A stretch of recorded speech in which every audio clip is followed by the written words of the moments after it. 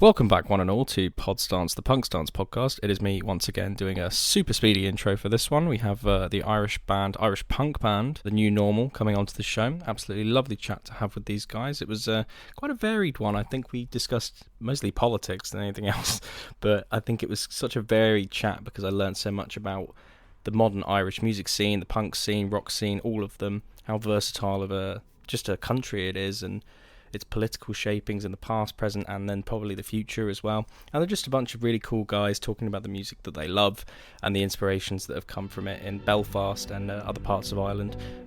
Just a wonderful chat to have. Great guys, and I'm not going to keep you waiting because I enjoyed it thoroughly, so I imagine you will as well. So yeah, hope you enjoy it, and I'll see you on the other side.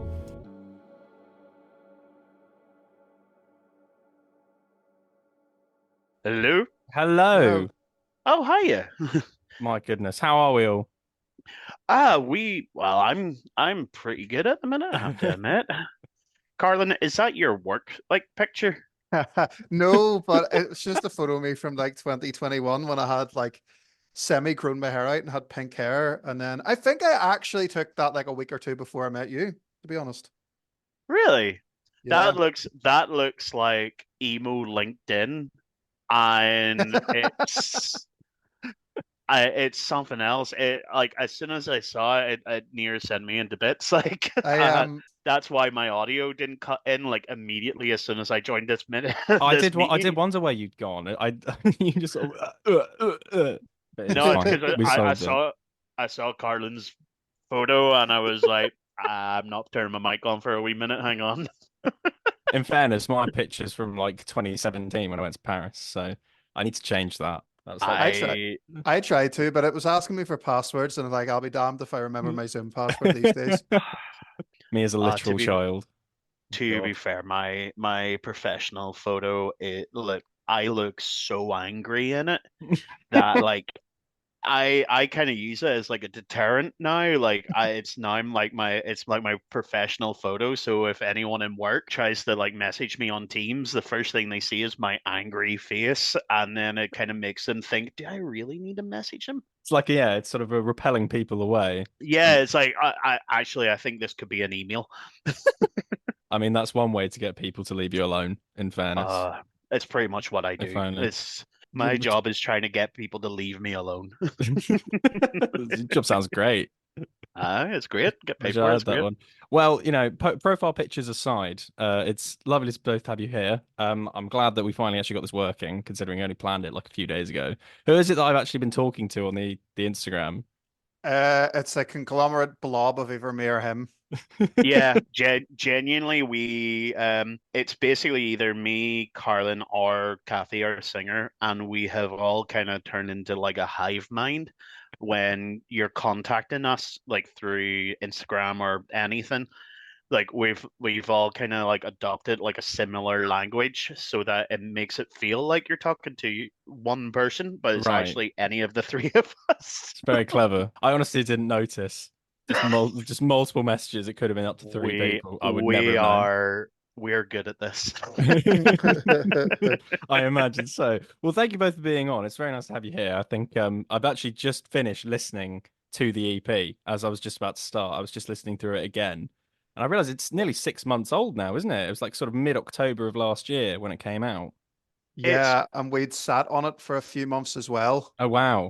So yeah, yeah. it was a bit weird when it came out. I was like, oh, it's finally out there. Yeah, it's one of those things that it has seen so many different versions as well because we've essentially recorded it three times. I don't know if you want to save this for like later on into this or if I you mean, wanted. it's a free-flowing system. You say whatever you Okay. want whenever you want. Yeah, so the EP genuinely started off out life probably a good year before it was released because we essentially did we have done the recording in three different ways. Completely DIY in our practice room, recording all the bits like just with whatever microphones we had, and I try to record it and produce it and whatnot. Then we tried it in another studio. I think with both of those times, we just didn't really feel that what was being recorded kind of reflected the energy that each song had. We recorded it. Second time was in like a small studio, and what kind of came out just didn't really suit it was once again the same thing where like the energy of the songs just didn't record well. It just didn't really kind of translate into the recording. Right. And then by the third recording, the one that we released, that was just something magical happened. Just like it just everybody was kind of on point, from us recording to the recording engineer, the whole lot. Like we just managed to bottle, and it just sounded like all of us in the room like playing as if we were playing a show, except done with really nice microphones and done with really, and produced really, really well. And that's the version that's out there now. And I imagine you must be very proud of all five of the songs on there. Yeah, genuinely, like it's like the four it's four songs and then Mm, the poem opening, and the four songs would probably be like the best kind of like at the time of recording, like it would be the best kind of like here is our band in terms of style, substance, lyrics, the whole lot. Kind of like if you were to boil us down, those would be our four like absolutely essential songs. yeah. And then the poem at the start, letter to an unborn daughter. It's written by my cousin, Jen Heron. Oh wow. Yeah, it was she won it was like an award for it called it was the Seamus Heaney Prize for New Poetry. She won it with that poem. Wow. And as soon as I heard it, I'm like that poem reflects everything that we are trying to say, or everything that Kathy was trying to say in the lyrics to our songs, especially the likes of Not Yours, and like it basically was just it was so perfect. That was like the only thing that kind of survived from the very, very first recording that we did, the very first version of the EP. So it was done. It was the voiceover for the poem, the person reading it is actually my partner, Natalie, and she had COVID when we recorded that. I recorded it in our living room, and it just so her voice was utterly wrecked, but it just gave this like strained like desperation in her voice because well it was wrecked through COVID. And it added to the poem, and it was like the one thing that was like I like that has to survive, that has to be on this EP no matter what we do, like that track that we built there has to still be included even if we re-record all the other songs. I I never didn't know realized that. that she was your cousin. Yeah, Jen Heron, the writer of the poem, is my cousin. She's like a teacher in Belfast, actually. Didn't know that. Yeah, she's been trying to kind of make it as a writer for oh God knows how many years. And that poem just like as soon as I heard it, it was like Yeah, it's great. that's that's that needs to be our opening. It's quite a happy accident to have that. Well, I didn't think COVID would ever bring something like that, but just it kind of worked out surprisingly well for just having an intro like that and having it as raspy as it is. I think now that you mention it, it's far more noticeable. Yeah, I think happy accident is something that describes a lot of the history of our band. To be fair, a lot of things just kind of they fall so weirdly in place with us, and taking advantage of any sort of situation that's sort of given to us. And all props to Natalie. Like she, I think the poem really touched her as well whenever she read it, and she gave it the kind of the respect and the kind of the delivery it deserved. It was really, really cool to kind of to just like I'm just sitting there like listening to her read this out, and obviously it didn't have all the feedback and stuff when she was recording it, so it was just us sitting in silence listening to her kind of deliver this poem. And like by the end of it, it felt like as if she was doing like a full screaming vocal take. It just felt like that kind of like, oh holy shit, like this is powerful. I mean, having listened to it again now, I didn't really like. It's quite a lot of family connections there. So just another part of it that I imagine has just been very beneficial to you guys. I mean, is your family like, Carl and you included? Are your family very supportive of this band and the sort of vision you have for it? Oh yeah, I actually think that by proxy, I have lived my dad's sort of dream. He had a go at it when he was younger. His band was called No Man's Land. I think they did like a couple of gigs in Belfast, but I can't find anything like online or like any archival stuff or anything like that. There's very little of that in the history of Belfast punk unless you really got somewhere. But um he's always been very like very very supportive and very vocal that like he enjoys the music, but he's also told me sometimes he's went, see what you've done there, I don't like it. Or he'll be like, oh, your gig was all right but you could have done better. But the gigs that we have done that have went really well, he's went, that was fantastic, that was excellent. So definitely in that respect. And my fiance's tried to come to as many gigs as she could as well, which has been nice. I think for myself as well, it's like my family's just always been very kind of supportive with whatever I've kind of done. Like weirdly, they've yet to actually. I think my brother has seen us.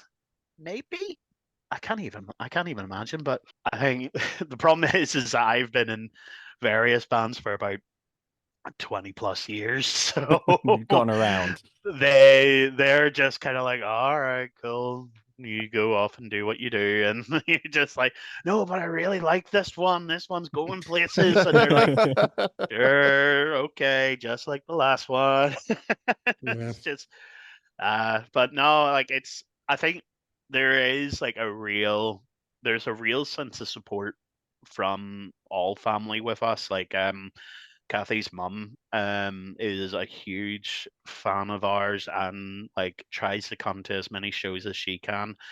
And it's always just kind of funny whenever you see I call her Mama Lewis, and she'll like rock up to a gig like with a new normal t-shirt and all that, and you're just like, and she's just so supportive of us as well. And like Paul, our guitarist, his mum like shares every single post of ours, and which sometimes I feel bad for because sometimes I'm the one writing the posts and they have like swear words and all in them.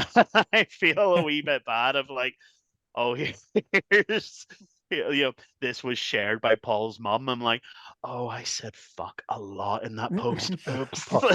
Paul's mum is 70, and I don't know if she's very Christian or not, but she can be quite formal. She's a nice lady, but she's 70, so she doesn't really need to be sharing this punk band of people that are like a general age of like 29 or something like that. Don't need to be sharing their stuff. It's not even just your family as well. I was reading recently that it's wasn't it the Upcoming and then the Belfast Telegraph both wrote Yeah, bits about your band as well. Like there's Yeah, not just yeah. it's not just an internal thing. It's clearly like people outside are also getting into the groove a bit. we sent stuff to I think about 200 people, and a lot of it didn't get picked up on at the time of the release, and then slowly after, I don't know, because I'm sure all these media sources get 100 people writing to them every day, but slowly after, people started to listen to it and to really pick up on the EP. And I think the good thing about that EP is it's not really your standard sort of punk EP. It's quite like it's 10 minutes of just it's a punch in the face and then you go. So I think there's quite a large market for that in today's music as well, of being like, this is this isn't just something you hear every day, which is nice. But we got picked up by Hot Press, the Belfast Telegraph. We opened for the US hardcore band Drug Church on their Belfast date, which Oh, I was, love Drug Church. yeah, that was excellent. I love that band, and I really campaigned to try and get us on the gig. And thankfully, the promoter didn't go, you guys are shit, but sure. He was so supportive. He was so all over it from the start, going, I love your music. I love what you guys do. I'll be back with you. And I think like 4 months have elapsed, and I wasn't going to say to him again. And then one day I was like, it's great. I'm going to say to him. And thankfully, he was like, yep, you're on. Let's go. Which was great. I think a lot of it came from as well because the Sunday Life in the Belfast Telegraph came from somebody Neil knew called Edwin, who it was a very big surprise for us because we were in the Belfast Telegraph because we thought it was going to be just like an online article, but we were actually in the physical paper in like the middle of one of the pages, which is nice. We have it here. My fiance got me like I think that's like two A3 frames, like one for like the front cover of the newspaper and the one for like the article that we had. But the front cover of the newspaper is like Jeffrey Epstein's flight logs, so I'm not gonna hang that one, you know. I forgot about that. It was so it's so weird because like as Carlin said, like we and I think every band kind of has this where they send their stuff out to like nothing is more depressing than like the outbox of any band's email address, where it is just so many emails being sent out and so few replied. And then but what we do find is that like the people that do listen and do get in contact with us, they're super into it, like they get it, like. And I think that's the thing, like it's like we're one of those bands that it's like, I'm not going to say we're not for everyone, that's because that's a cliche in itself, but we are definitely not, in terms of like this particular scene, we're definitely not like the thing that's kind of trendy at the minute. But like the people that do kind of pick up on us and do kind of like hear us and get round to hearing us, like they have clicked with it. So, and they're like, not only do I like this, I'm going to make sure that as many people as I can reach will hear about you. Because that was the thing, like Edwin McPhee, he took one listen to it and he came back to me and he was just like, I love this. Like, expect it in this magazine and expect it. It was first like a newspaper here called the Sunday Life, and they do like a kind of like a culture bit in the middle. He's like, it'll definitely be in this, but expect a lot more. And like thanks to him, we have like so many fantastic little bits and pieces like throughout all of kind of like Irish publishing to kind of attach to anything that we have sent out. And it was the same with like as Carlin was saying with the promoter who did the Drug Church gig, Smorgasbord. He absolutely, just as soon as he listened to us, he knew what we were about and instantly got it. So it's kind of like it's trying to get the half the battle is trying to get people to listen to you in the first place. But what we are finding is that those who do listen to us, like they get it and they're on and they want to support us, which has been fantastic and it has allowed us to really start pushing and really start trying to kind of take this a wee bit seriously and kind of get onto like the next stage of just sort of playing your basic gig. Yeah, and I think what I've seen, I mean, I was just looking back at the message that you sent me back on the 13th. I don't know how people even find me nowadays. It just sort of happens. People just appear out of nowhere. But that must be such a difficult process of just finding people who are actually willing to listen to you. I mean, you also said that like you're such a specific style of music as well. Like how would you define that specific style? How did you develop those idiosyncrasies, as it were? Well, We for a Uh, brief history of the band, we kind of started with the whole intention was obviously a female fronted punk band, but when we first started, we had a different singer in, or sorry, a different singer, a different guitar player in who was in a different band, and he really wanted to go in this sort of indie disco direction. And it what really wasn't for us, and his timetable never lined up with ours. And I had known Paul for probably about 10 years before this. We used to work together. I didn't know him particularly well. I just knew that he was a nice guy, and the odd time we'd meet up and have a couple of beers or whatever and jam. So I asked him to come along because I knew he was a really good guitar player. But when we got into the room, because we had one practice with both of them, and then the next time that was it, the other guy was gone, and Paul was like the guitar player. And we kind of sat down and went, what are we going to do? And I just started to throw out like a couple of bass lines and we started to jam with that. But me and Neil are very into it. I suppose Kathy is as well. Me and Neil are very into like, the 90s and early 2000s sort of US punk rock scene, like Bad Religion, NoFX, Lagwagon, to be like, the entry bands. And then there's the Yeah. 2000 other niche bands that we listen to that nobody cares about. But we take a lot of influence from that because it was like our childhood growing up. And there's not a lot, when people talk about like British punk or like new punk bands out there, a lot of people are still talking about like, oh, they sound like The Clash, or you've got people like Idols, and we're like so far away from that we really wanted that. So when anybody ever asks us, what sort of style are you? I'm always like this is like the early sort of 2000s punk rock. If you've heard Tony Hawk's Pro Skater, we're for you, that's kind of the logo or Yeah. mantra that we throw out there, if that's the best way to describe it. But a few people have said this, what we've done or how we sound live anyway is almost a wee bit heavier than that. It's not as heavy as like metal music, but it's heavier than punk music. So it's kind of finding that sort of line. But I don't really care if you don't want, if you get into it. If anybody asks, I go, we're in a punk band, like, that's it. It's yeah, much e- it's definitely taking a kind of more American central, more kind of like California hardcore scene.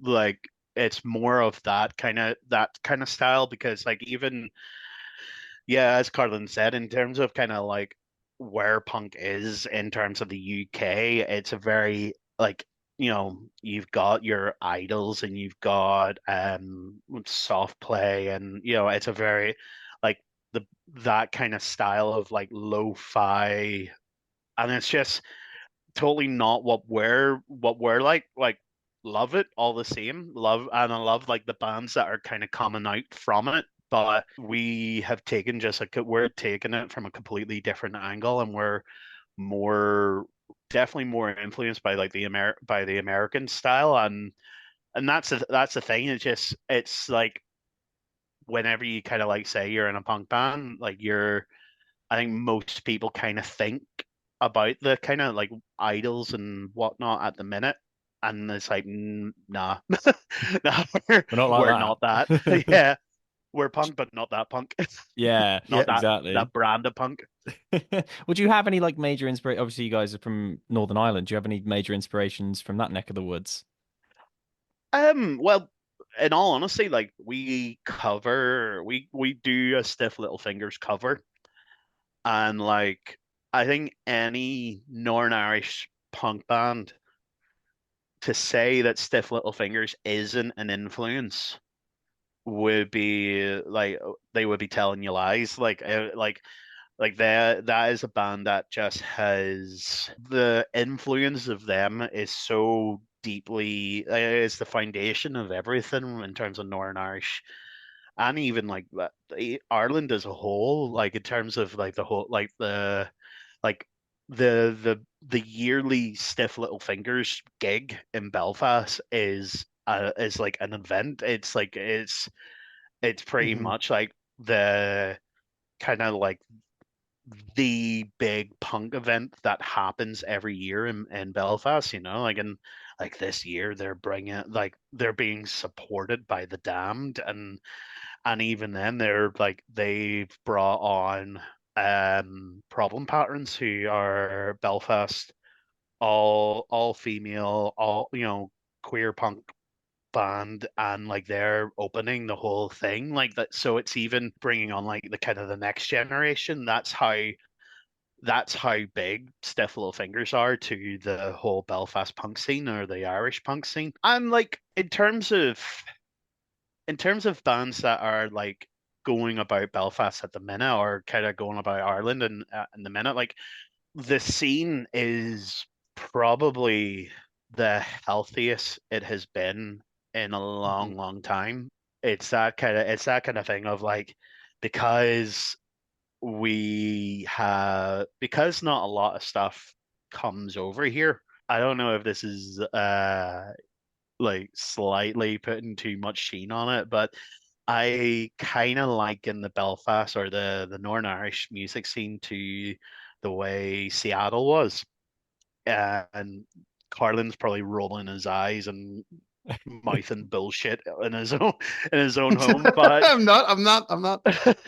but it's very much like the kind of like the Seattle scene of the late 80s, early 90s, where because like there were so few bands kind of making their way through it, they had to kind of create their own scene, and they kind of had to like, Yeah. and it kind of like they kind of like it grew. And what now we're finding is that where like you have all of these bands from Northern Ireland going over to the mainland and absolutely just wreaking havoc because they're so well honed and they're so well gigged, and the writing that is coming out of the bands from Northern Ireland going over to the UK, to the rest of the UK, is just like where they're coming out fully formed. So they're playing these tiny gigs in the UK, but they are like the biggest. They're like absolutely way, laying waste to all of these like tiny venues because we've had to kind of like make our own scene here because no one Yeah. comes here. Yeah, the standard's a lot higher than it was when I remember going to like local gigs about 10 years ago, and the standard is so much higher now that you almost have to act and appear as a professional band before you've even like released a single. There's so many gigs now that sell out before the band have even had a single out. And it's weird to see. So that liking it to sort of the Seattle movement isn't wrong, because it is that sort of DIY. We're going to do it ourselves.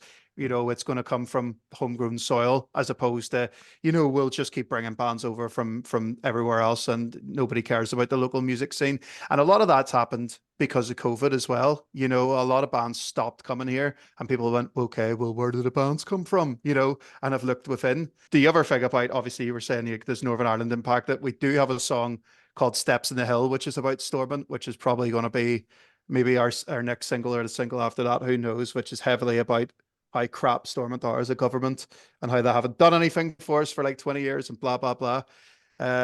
So yeah, we gig that quite often, and it's usually has a rant before, during, and after. Like, I imagine, well, I'm not entirely sure, but does politics become a major element in your sort of thematic process, or is this just for this brand new I song think that it seems a bit more fitting? no, I think it has to be it's kind of one of it, like the politics of Northern Ireland and has been it kind of influences near enough all bands. Like there's like it would be incredibly hard.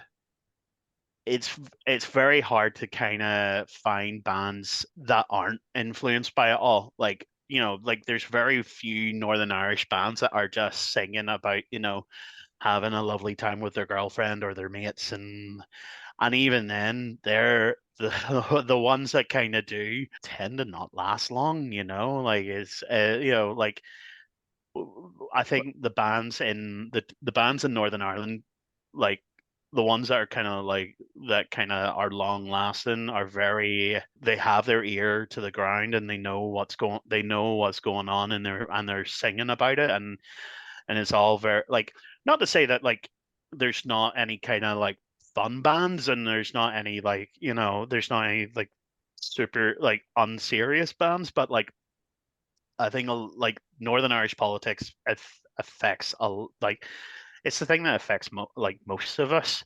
It's very Uh, all-encompassing because Northern Irish politics, like as much as people go on about the troubles and the divide and all that, it also like there's so much politics surrounding like the LGBTQIA plus community as well because our politicians are dinosaurs and just hate it. They don't even try to Yeah. pretend that they don't hate it. And a lot of our songs are about, just leave people alone, let people be who they want to be and treat everybody with respect. And there's a lot around, at the moment people are striking because of there's not enough money going into things like transport, enough money going into like public funds. Everybody's being taxed by the buttload. There's such a big. It almost feels like there's a bubble of tension rising again, and it's not for the same reasons. It's completely different reasons. So a lot of our songs are about those other external reasons that also fall under, unfortunately, the same umbrella. yeah, can't put it any better. Like our I think our songs are like, yeah, they're kind of like they're political, but they're in like the kind of like they're political in the way that they are for people in like our They're age not range. they're, Like they're they're not not they're not polarizing. they're Yeah. not It's not to yeah, be exclusive. but like everyone's felt burnt out. Everyone has kind of felt like they're felt that they're in a place that they don't belong there. Everyone has felt like we're kind of in a rut, like it's the politics of that we sort of kind of focus in on rather than like kind of trying to solve the world problems or anything like that. Like it's very kind of personal, but yet relatable to near enough anyone who's between the ages of like 25 and 40. Yeah, it's incredibly localized, those kinds of themes as well. Obviously here in England we've got our own troubles, no pun Hmm. intended, going on. Um, but obviously, I don't have all. I've never actually been to Ireland before. I desperately want to. It seems like an incredible part of the world. But obviously, my parents were around when all that stuff was going on, and they tell me stories about it, and I go, "There's no way." Like I just can't imagine it in my own head. So having songs like these that really put it in perspective, it's almost Yeah, Well, quite. well, it's not like it was, obviously. There is still violence in some parts sometimes, and it's not, I wouldn't say it's few and far between, but it's a lot fewer and far between, obviously, than it was. Like, if you were to come to Northern Ireland now and speak to somebody about it who was like our age, they'd be like, I don't know, mate, I didn't live for it, don't care. I wish everybody would shut up about it. That's also the general consensus yeah, of young people. But like, I find the best thing to do when you come to Northern Ireland is just go to the bars, have the crack. Most people just want to talk and, whatever else. If you start asking people about the troubles, it never brings any positivity. It never brings any Never ends happiness. well. Yeah, no, yeah, you're not doing yourself any favors and you're not learning anything because everybody has a different opinion. Everybody has a different perspective and everybody's dad was involved with blah, blah, blah. You're not learning anything, if you, I feel like there's no real way to learn about it other than like you go on one of the city tours that's unbiased and you hope for the best, you know? yeah, and I think as well, we're kind of the generation of like it's been dubbed the Good Friday generation of like we in terms of like we're kind of we weren't there for the worst of it, but we were there for the kind of the tail end of it in the 90s, and then The fallout. the transition from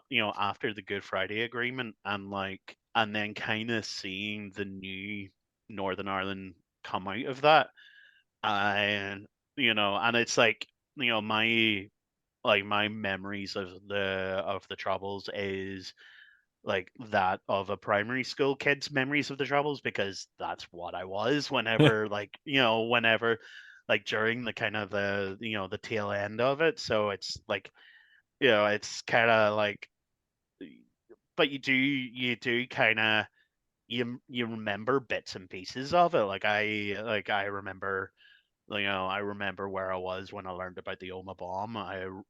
Remember seeing like the Holy Cross primary stuff happening because I was around about the same age as the kids that were involved in that, and that was like the kind of the big events that happened at the tail end before the Good Friday Agreement.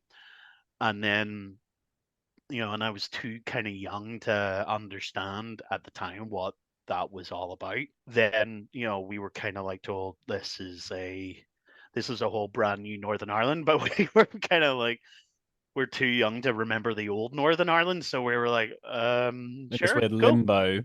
Yeah, we were kind of like in the limbo, and now we're only kind of like maybe like there's obviously people who went and learned about it at a much younger age, but I'm only kind of really like kind of actually cracking down and learning the history now of it all, and you're just like, oh, holy fuck, that happened.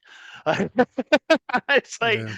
yeah, and you're just Mad. like, yeah, yeah. It's like, wow, this was a full on civil war that was Yeah. happening in the UK. Uh, and most of the most of the time it was either poorly reported or just ignored 100% by by mainland UK, and whenever you kind of the more you read up about it, you're like, oh, like I don't know if I would have actually survived if I was, in that time. And I think anyone who has, no matter what side of the peace wall you were on, like anyone who survived through that has my complete respect for it. See, Well, like I said, you can ask anybody, and that's what you'll get. That's well, it. That you essentially got a sneak preview of what it's like. Now do this. Now try and say this to someone who's about 5 pints deep, and you'll probably get the same story, but just more expletive ridden. oh, fair enough. Well, I appreciate the lesson. I think what it was making me think about more is like there must be so many other themes that you want to address in a lot of your writing outside of the more political side. Are there any that you are like, especially in your EP itself? I know you've only had the one record, but something like Not Yours has a very personal edge to it. Like, are there any other ideas you've had thematically that you've been Um, pushing? we have a new song out. Well, I have a new song out, I say, but we have a new song written that we've only gigged like 2 or 3 times now. But it's just about like feeling old, but actually not being old. You know the way like at the Yeah, minute there seems to be this whole like culture of based off like nostalgia and fear of death, and like every time you open like TikTok or Instagram, it's like, oh, 2004 was 20 years ago, or like all that sort of stuff. yeah, But when you think about that, the gap between like 2004 to now doesn't feel as great as the gap between like 1984 and 2004. So we've kind of talked a bit about that of being like, I'm not actually that old, but I feel so much older than the generation before, sorry, the generation that came after. Like the generational gap now between people who are even like 10 years younger than me, and I'm 28, to me now feels insurmountable. Those kids are just so different to anything that I was like or my friends were like, and they've grown up in an entirely different world. So we have a song about that, but there are definitely other ideas we want to address. We've been trying to talk about like not really necessarily abandoning our style or anything like that, but changing our style and integrate more like ideas sonically for music. So I'm sure with that will come other themes and other lyrics. Yeah, I think it's kind of like how any band really gets that, like whenever you're just sort of starting off, you write kind of like what's immediately in front of you and what you can immediately do. So like I can drum loud and fast, so let's write loud and fast songs. And what's bothering me right at this minute, oh, it's what's going on in Stormont at the minute, and you know blah blah blah, and then that's how you get your first songs out. But mm, like now that we're kind of a bit further on, and we're comfortable with ourselves, and we're more comfortable with writing, and we're more, you start looking a bit more inward, and you start looking a bit more like, okay, I can, let's play with dynamics here. Let's try and kind of write something a bit more sonically interesting, and something with a bit more flavor and a bit more, like we'll never be like a prog band. Like we're not ever going to be King Crimson, like Sadly, sadly. sadly. But the fact, like I can barely get 4/4 timing. So you know, like that's just not going to happen. But like that's, I think it's kind of like a natural evolution, you know, like even AC/DC have, you know, had some growth. Well, Like, see, the thing about that is like there's so many punk songs that like tell stories. Like even No FX, there's a million stories and a million songs there. Do you know what I mean? So I think it's just about kind of branching outside your own idea and like looking into things. There's a local band from here called New Pagans, and a lot of their songs are like about historical figures, but they're not, they'll say to you like this is about this. And if you listen to the song, you never have known, but they'll write about it in their liner notes and go, well, this is what inspired us. So I'd be more interested in doing that and going like, oh, here's a friend about here's a song about one of my friends, or here's a song about something that happened to me, but in the most roundabout way of doing it, rather than like, sitting down like Bob Dylan or Neil Young or something and going like, today this happened, and whatever. I think kind of now where we are, we're just kind of looking at like the kind of more inward and more deeper way, you know, and trying to write stuff that's a bit more kind of like shows off a kind of bit more confidence in, you know, in ourselves and in our own writing. Because, you know, I think any band that kind of gets started, like your first load of songs, you're like they're never written with confidence, you Mm. know. They're so now we know we can write, you know, 1 minute 30 blasters where, you know, with about 100 lines of lyrics said over the course of 30 seconds. But let's try and actually kind of go deeper, and let's try and kind of, you know, write something that's more interesting, you know. And Yeah. I think that's what we're still, I think no matter what we do, we're still going to have intensity in it. Like it's still going to be, you know, like I think the way I kind of look at it, it's like the transition from Minor Threat to Fugazi, Mm. where Mhm. the intensity is still there.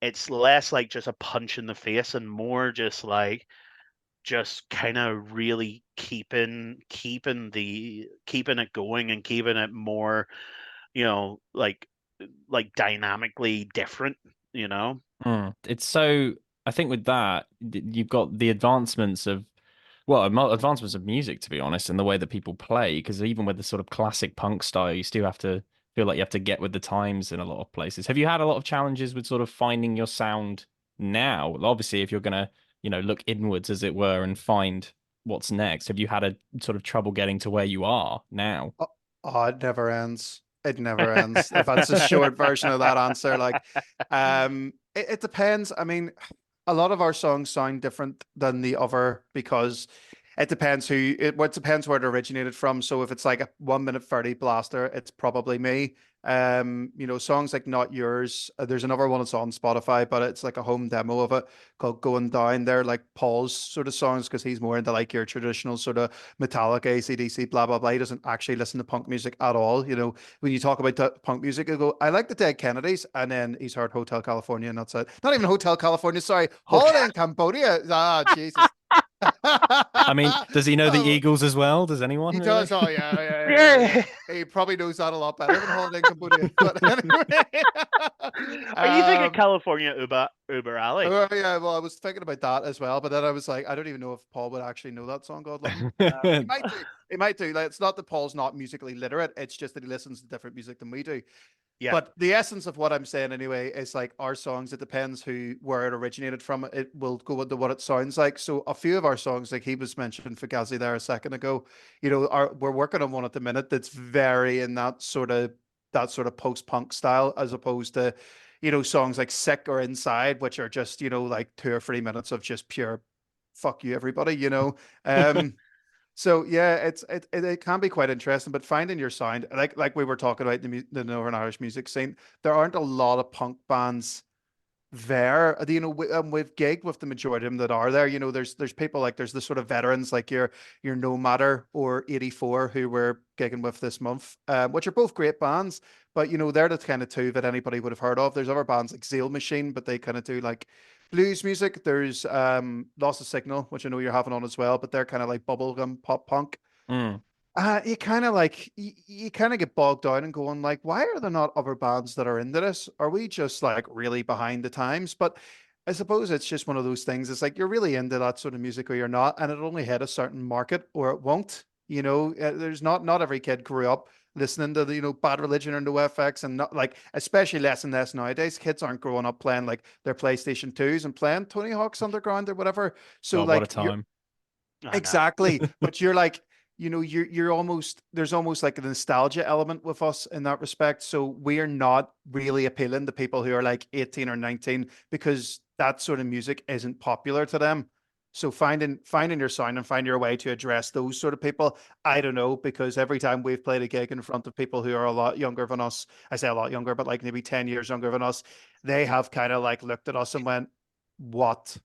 And it's not what in a good way. It is like what. And also like the other problem is you're stuck in a bill with like three other indie bands. So you're literally going like, okay, so here's Wonderwall, or like some Arctic Monkeys cover played badly. So but the kids go nuts, and you're like, what do you do there? How do you combat that other than like just going on, playing your heart out and getting off stage and going, okay, so I want to go home. Who wants to eat a Chinese? And forget that happened. It's weird. It's always interesting whenever we kind of play with much younger bands, and you realize that like they play a song because it was like popular on TikTok or something like that, and you realize that's how like a lot of the kind of younger people are they're getting to know music and stuff like that. While like we had soundtracks, we had like the soundtracks of like Tony Hawk's and like mix CDs from Kerrang and stuff like that, and it's how we got into music. And like we were playing with a band the other day, and like they were basically playing like their whole style was like Olivia Rodrigo stuff. Mm. And like they were just and they're playing and like all that was their whole that kind of like style of indie pop, and then they just busted out Zombie, Cranberries, is it? Yeah, Yeah. Cranberries, and they just busted out Zombie, and you're like, geez, that's like older than me. Like that's well, it's like that's like But early, people know it early because it trended, you it know? trend. Yeah, exactly. And the only like the reason, and then all of these like all of these people who were like still in school, like sing along like to this song about like the troubles. You're just like, none of you were alive when this was made. Like I like you just and I know this sounds like really old man shouts at clouds, but like you just I think we're very aware that we're for a certain age demographic, like where our Yeah. music appeals to a lot of people who grew up at a certain time. And I think now that we've kind of realized that we've lost that war of appealing to the youth and appealing to like trying to get like younger people involved in us, we're just kind of going, fuck it, let's write what we want. Mm. Let's go in completely different let's try a different direction, or let's just Yeah, write. yeah. Let's like because we know we're not going to get we're not going to get like a legion of TikTok fans or anything like that. So it's just like let's just write what we want to write, and um anyone who likes it is a plus, anyone if people like what we're writing, then fucking thank you, and come see us live and great. But Yeah. If it's not for you, don't worry, we will be off stage in like 20 minutes. I think figuring out the modern day music zeitgeist is just near impossible. I mean, I'm 23. I'd Mhm. like to think I'm fairly hip and cool, which, if anyone knew me well, they'd know is a lie. But even so, I have friends who use TikTok and I have friends who, use all kinds of social media. And you have like, was it Ellis Bextor's Murder on the Dance Floor after Saltburn came out? That started See, trending everywhere. And Running Up That Hill when Stranger Stranger Things did Things. it. yeah, like You just can't predict these things. you do not, you honestly can't, and like it's, and like I think a lot of there's a lot of like chasing of like what's popular or what or what's big, so like there's a lot of people like chasing like shoegaze and stuff like that because that's Mm, really popular at the minute. And like you have like so many bands coming out now saying, oh, we're shoegaze. And I think even at one stage we were going to be like tongue in cheek calling us skate gaze. Um, Yeah.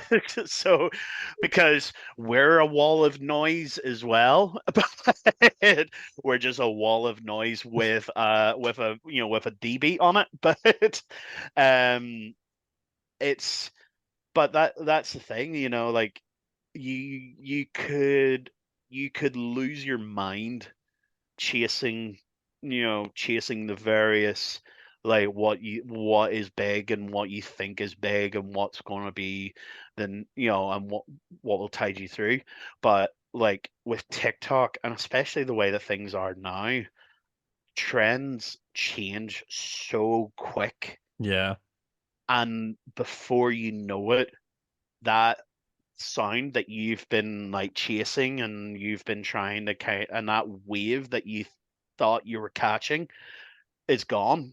Yeah. And there's just something completely different, something completely alien, and it's like, you know before the shoegaze thing, it was the bedroom pop thing. Before the bedroom pop thing, it was it was indie. It was Yeah. there was Yeah. like a kind of Britpop resurgence for all of a couple of months, and like, and you still have these bands that are like doing Oasis covers, and you're just like, no, no, mate, stop. Um, I think the other thing, like the other side of the question, is that we haven't really looked at.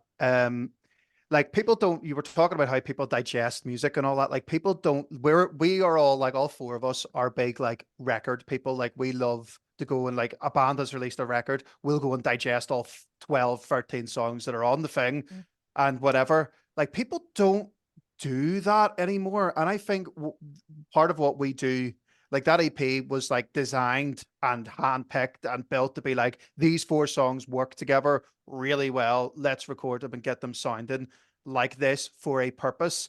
But a lot of people are just throwing out song after song and they're just different because people don't listen and make concerted efforts towards like building an album anymore. It's like the age of the album is over.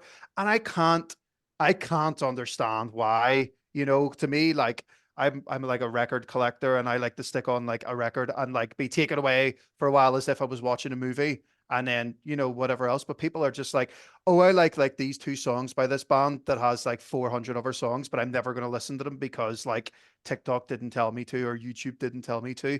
So I think that's Or the ever. like the top five songs whenever you go onto an artist profile on Spotify or something like that. Yeah. That's like the order that somebody consumes someone's music. It's not Yeah, much of a I'm not much of a deep dive anymore, is it? It's just the it's surface level stuff that you can crap. find. It's Yeah, crap.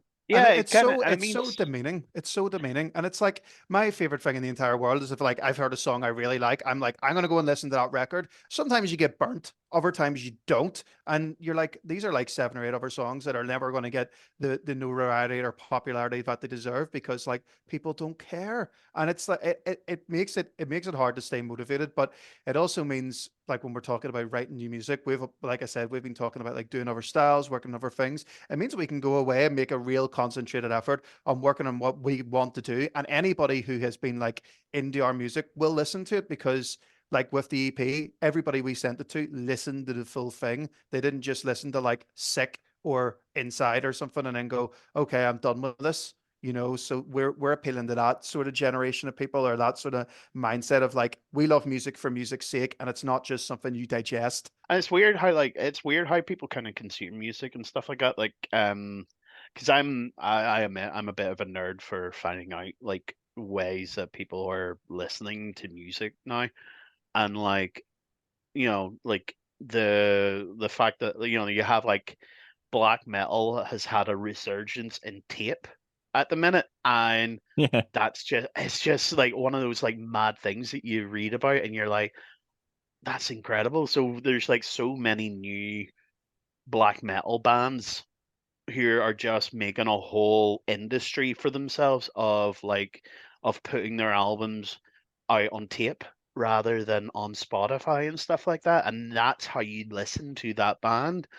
You don't you like they might have a band camp where you might be able to listen to it digitally through that, but the main way that you're consuming their music is buying a tape player.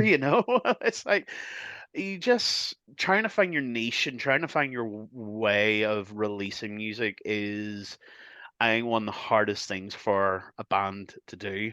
Like, it's very, very easy to like just put everything up online and kind of have it there, and if it gets numbers, it gets numbers. But it kind of makes it music feels very, very throwaway at the minute for a lot of bands. And what we want to try and do is try and make our releases feel more like an event.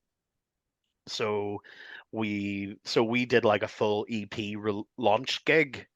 We on the same day that we launched the EP, we played a gig in a small venue in Belfast, and try to make, and like you used to do whenever you had a physical product.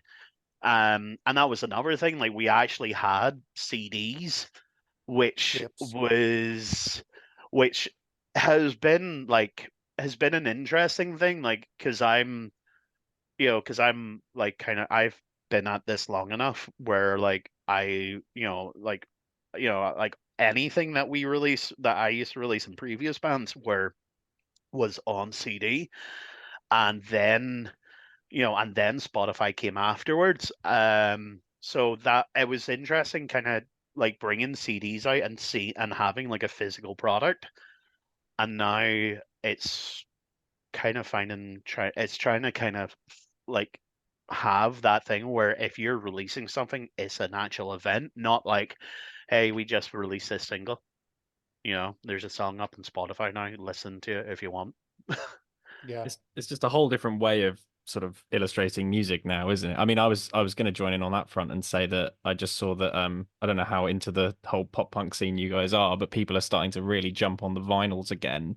I think Yep. like Belmont have got their album coming out next week, and they've got 300 versions of each different vinyl. There's like 8 different artworks for different vinyls. So it's like 80. There's nearly 2,000 vinyls that are all different colors. But because people are almost like collectors now, like I did it. I have Yeah, about two racks rows of CDs at home from like 2004, just bands that have come from that era of like Burnout 3 and SSX and Tony Hawk and all Hmm. that kind of stuff. And that, yeah. I did that, but that was me as a kid. And now I have done this and are exploring bands in a whole different way.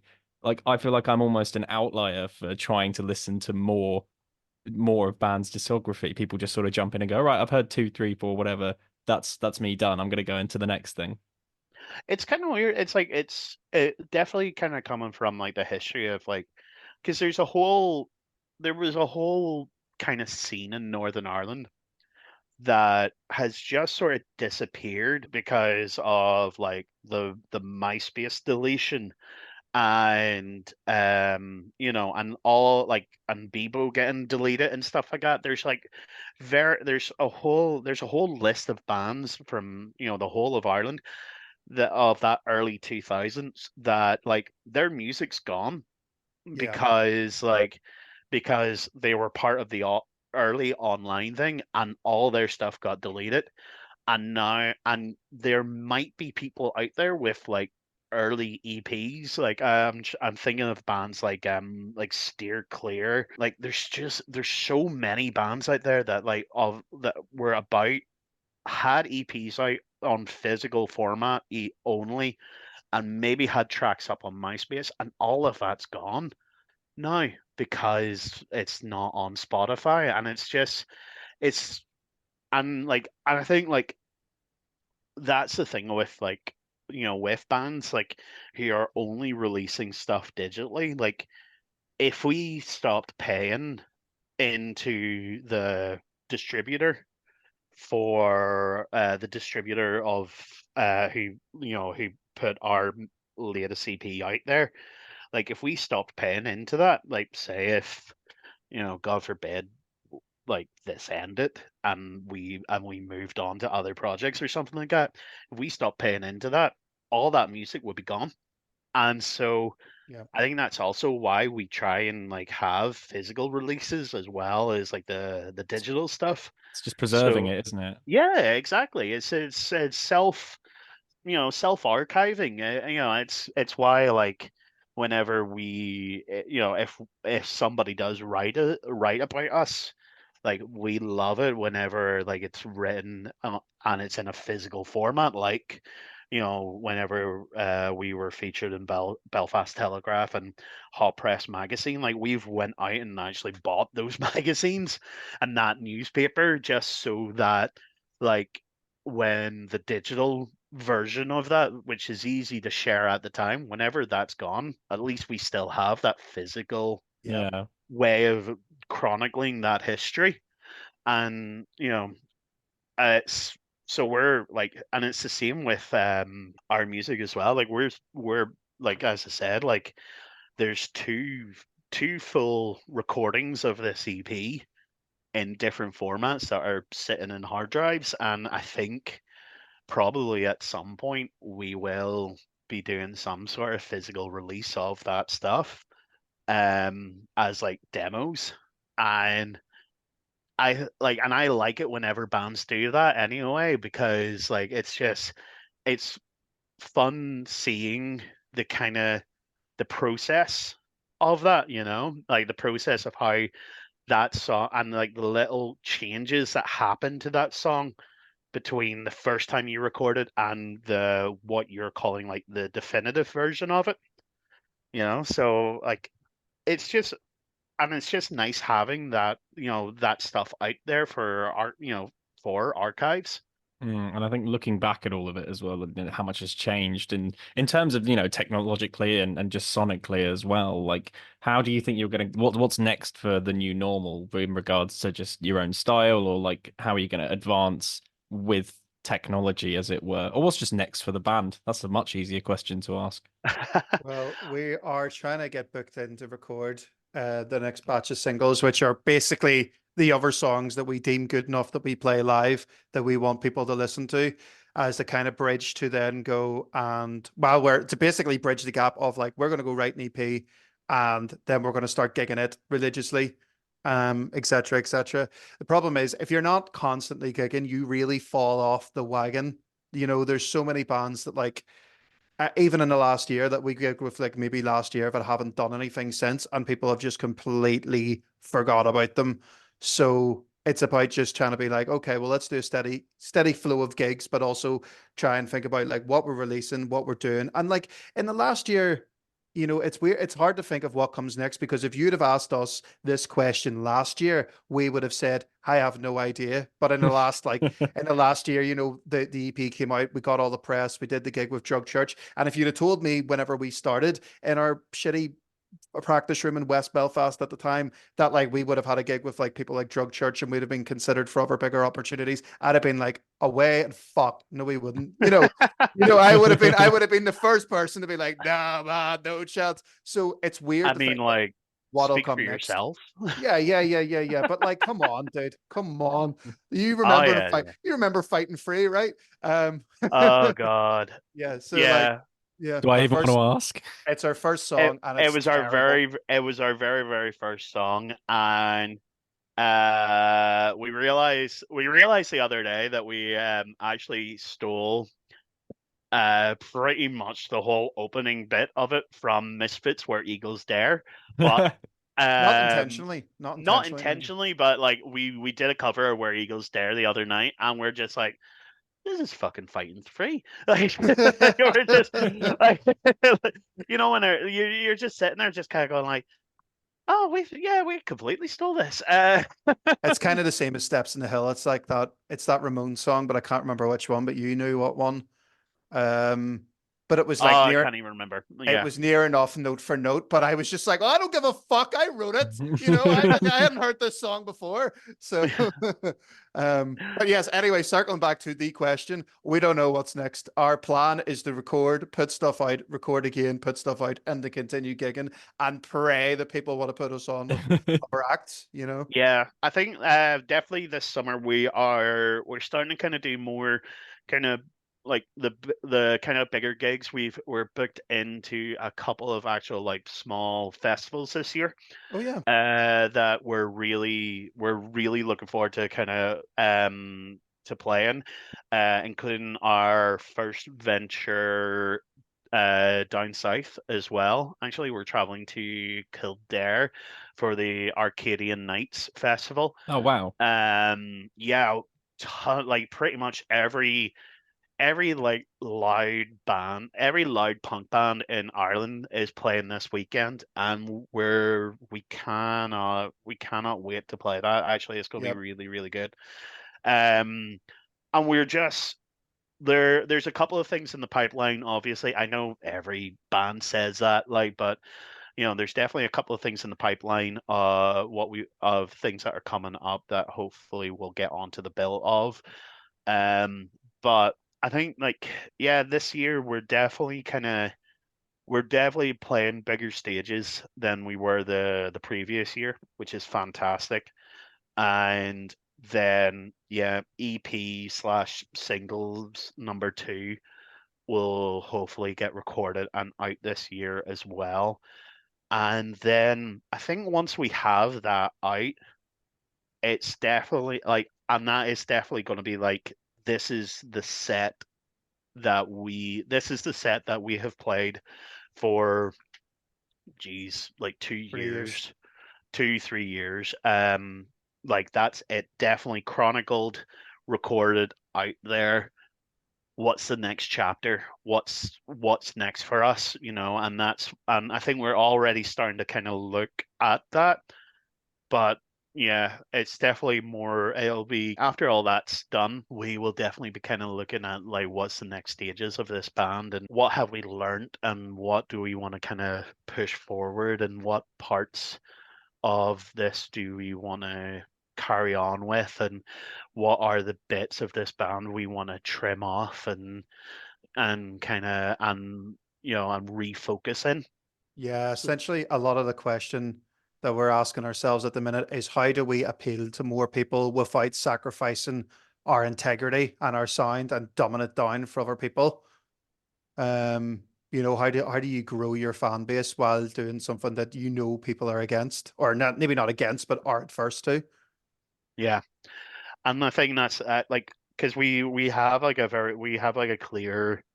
like a clear style, a clear kind of like our whole thing is intensity, but what can we do with that intensity? Where can we go with that?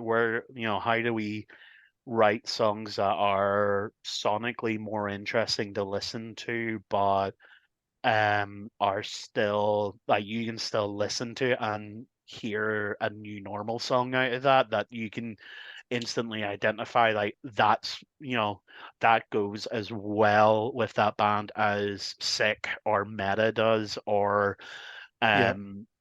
or any of our other songs. So yeah, like some bands just kind of go, oh yeah, we'll just write our new album. But we kind of we take a more philosophical approach to it all. I think that's a running theme in this, to be honest, but I think it makes it that much more interesting. Well, I can't thank you guys enough, to be honest. It's been so interesting listening about, I mean, again, all the Irish history and just like the whole band itself. I mean, do you have any other final comments to mention? I mean, obviously the EP is out, came out in October.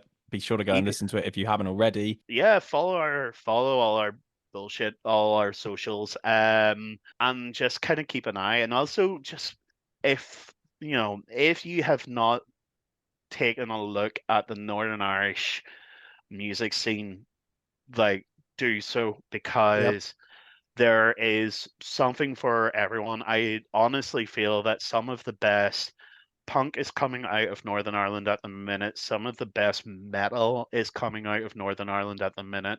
And some of the best, like, even like the best, like, indie and pop and just, Jesus, like, near enough every single genre that you can think of there is like something happening in Northern Ireland at the minute that you could honestly find some of your next like favorite act coming out of that scene. Hmm.